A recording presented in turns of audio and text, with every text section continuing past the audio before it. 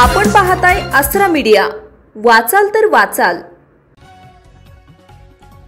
शिंदे शिवसेनेच्या परंपरेप्रमाणे होणारा भव्य दसरा मेळावा यंदाही उत्साहात व ऐतिहासिक ठरणार आहे। यासाठी 2 ऑक्टोबर रोजी मुंबईत होणाऱ्या मेळाव्याच्या तयारीचा आढावा घेण्यासाठी उपमुख्यमंत्री आणि पक्षाचे राष्ट्रीय अध्यक्ष एकनाथ शिंदे यांच्या उपस्थितीत आज महत्त्वपूर्ण बैठक पार पडली।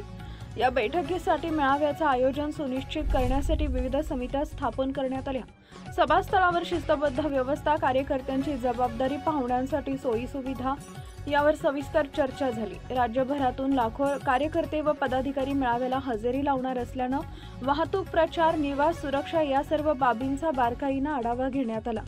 उपमुख्यमंत्री शिंदे यांनी कार्यकर्त्यांना मार्गदर्शन करताना सांगितले, दसरा मेळावा हा आपल्या पक्षाच्या परंपरेचा आत्मा आहे।